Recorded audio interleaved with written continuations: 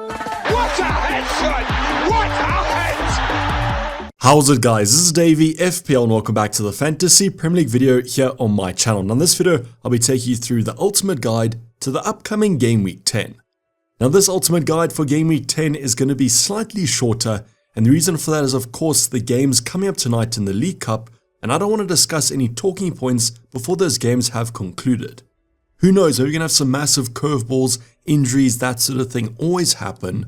And if anything does happen, don't worry, I'll be going over it tomorrow in my team selection.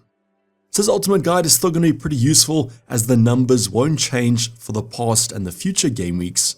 So I'll be going over the stats review, projected goals, as well as clean sheet odds, and then finally my Captaincy decision. So if that's something you guys are interested in, sit back, relax, and let's get straight into it.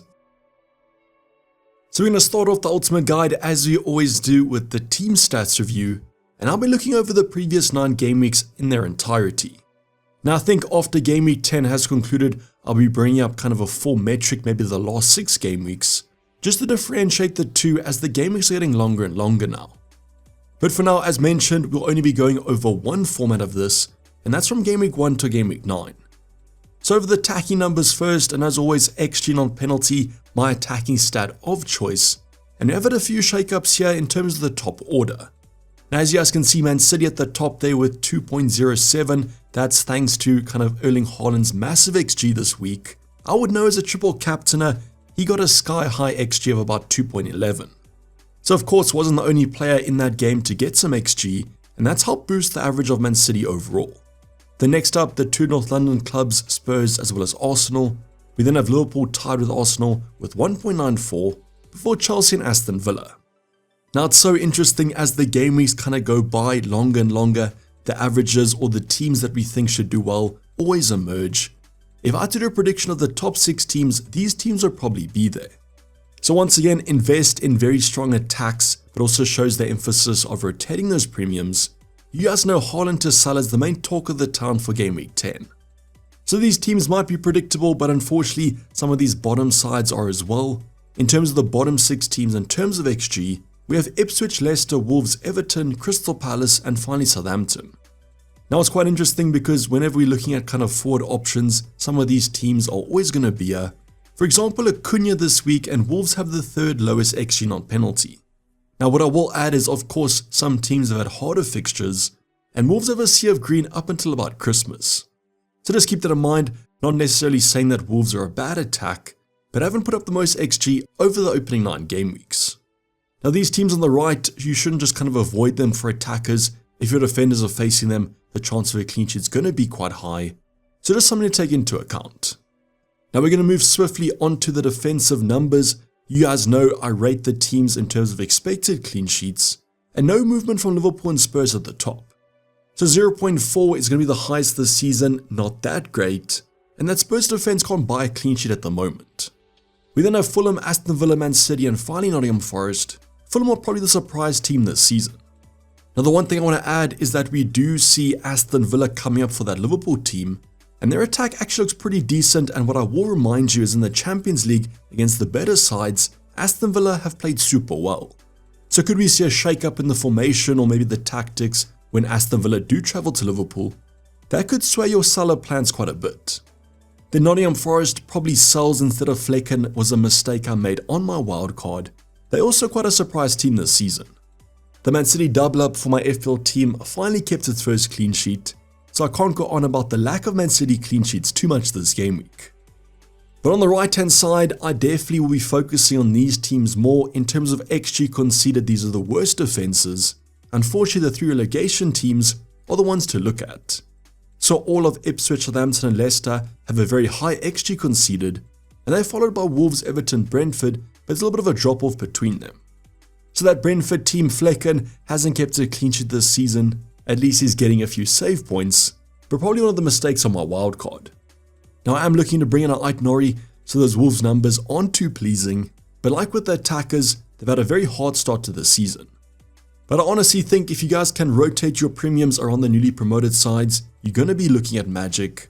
Just not great defenses this season.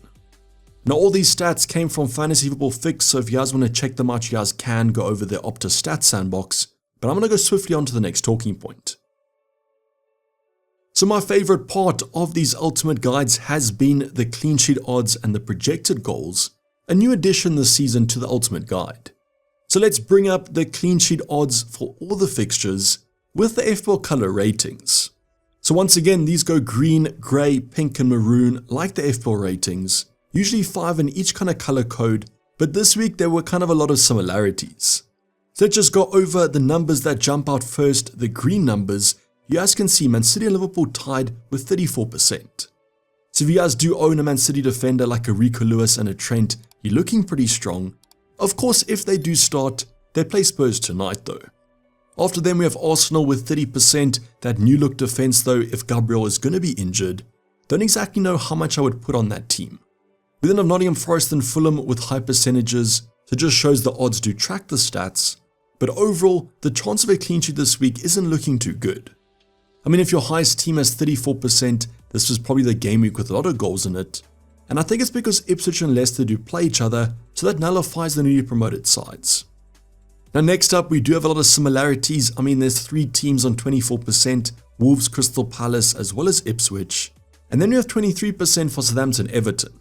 So basically what that tells you guys is those 2 games are going to be super boring. Wouldn't be surprised if it's a 0-0 or 1-0 to either squad. Then there's a slight drop off to that United Chelsea game, as you guys can see, both 16%. So unlike those top 2 games, probably goals from both sides in this fixture. Now the worst teams to go for in terms of defenders, you guys can see Brentford, Flecken once again probably losing the clean sheet, as well as Aston Villa, Brighton and finally Bournemouth. Brighton though unfortunately seems like the team to target if you're going to look for goals, and that's why I guess most sellers the best Captaincy option this game week. So to conclude with expected clean sheets, as mentioned, the chance of one doesn't seem very high this week, but FPL always surprises us. So let's switch things up and go over the projected goals or predicted goals, and these generally do track with the previous kind of clean sheet odds, but there are some changes. For example, as mentioned, you guys can see United Chelsea is going to be quite a fiery game, both teams tracking with 1.75. Mentioned that Southampton Everton and Wolves Crystal Palace game, they both look pretty boring. Very unique to see so many teams with the same kind of projections. The team to target though is going to be that Liverpool game, 2.55.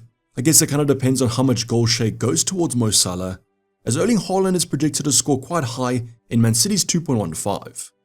Spurs also looking pretty good at 2.05, so that Aston Villa defense proving even though they got good numbers, the odds are favouring Spurs, and that could be insight into next week when Liverpool do host them at home. Fulham also with some high projections at 1.8 against that poor Brentford defense. Anyone going for Raul Jimenez this week? Unfortunately, some teams there, Newcastle, Bournemouth, Brighton, West Ham, not looking so hot on the projections, but all are projected to score more than 1 goal. So some very interesting matchups this week. The United Chelsea one for me looks quite interesting. What's going to happen with that new manager bounce? Obviously as a Cole Palmer owner, hope it's not too strong and Chelsea do still score, but will you Bruno owners finally get your points? This has kind of put a lot of thought to my mind about doing the Haaland to Salah rotation move. But just a reminder, Man City do face Brighton next game week, and therefore Haaland could be a great captaincy shout. But speaking about kind of captaincy, let's go over those numbers so you guys can pause this if you want to, but I always do go over it in the deadline stream. Hopefully I can do one this game week. Now let's go over our captaincy options, or at least my top 3 favorites at the current moment. But as mentioned in the introduction, please remember there's EFL Cup games tonight. A lot of these Premier League teams are facing each other. But let's just assume that nothing happens, no major injuries, touch wood that nothing happens. But at the moment, Salah's my favorite against Brighton at home. So the projections do also favor him with 7.0, the highest of the game week, followed closely by Haaland on 6.6. Now that Bournemouth game might be quite an interesting one. I just remember back to the Arsenal game where Arsenal was struggling going forward against them. Will the same be said with Man City? Now we had news today that Kevin De Bruyne won't be featuring for another 2 weeks, so it does make Erling Haaland a little bit worse of an asset. So if I had both in my team, I would captain Mo Salah, but I don't, and therefore I'm on Erling Haaland. But I guess Cole Palmer's an alternative. It's how much do you trust that new manager bounce? Will it affect Chelsea that much or United as a whole? The projections are giving him 5.8 points. Don't exactly think it's as good of a fixture to kind of sway my thought, so for me it comes down to who you own between Salah and Haaland. Let me know if there's anyone else that you guys are looking at. There might be some very good differentials out there. I just generally trust the more consistent premium options. Stay tuned for my team selection tomorrow where I do discuss the Erling Haaland to Salah move, and make sure that you guys watch the games tonight to track game time as well as injuries. If you guys have any other talking points, comment them down below on my Discord server, link in the description. This is basically a wrap for the guys. Hope you guys did enjoy it. Please like if you didn't subscribe if you haven't subscribed yet. Team selection coming tomorrow, so make sure those notifications are turned on. But for the time being, I'm signing off. It's been Dayvy FPL and I'm out. Cheers, bye.